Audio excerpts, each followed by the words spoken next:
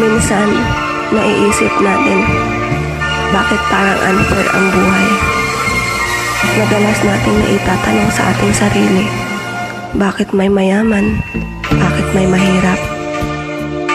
Bakit may mga taong may kapansanan at ang iba naman ay kumpleto? May mga taong pinagkaitang masilayan ang liwanag ng mundo at makita ang kagandahan nito. Pero alam ba natin na sa bawat pangyayari ay merong dahilan na tanging kung may kapa lamang ang nakakaalam. At sa bawat katanungan ay merong katapat na kasagutan. Isang tula, pinamagatang iniwanan ng liwanag. Parang tanika lang, sa landas ay kumapos. Kapalarang dilim, sa puso'y nanuot. Pilit at piliting mang sana'y humulagpos, kapalarang dilim, ang siyang bumalot.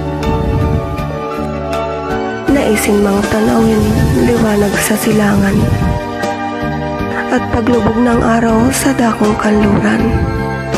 Luha ang kumandong, lungkot ang kanlungan, dahil sa liwanag na di ko alam kung nasaan.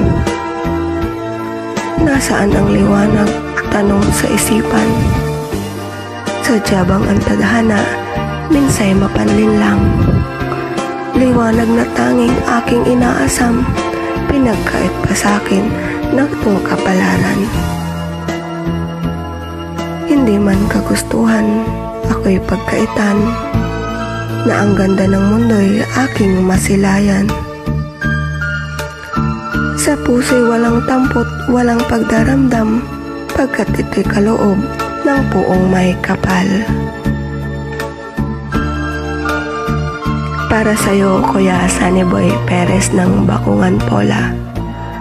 Maraming salamat po.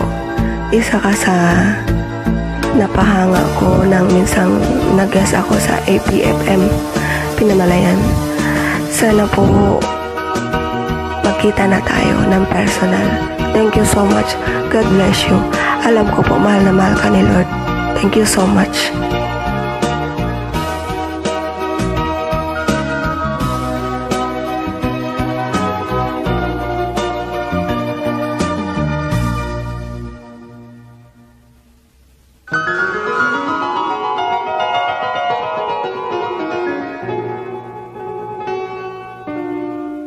Thank you.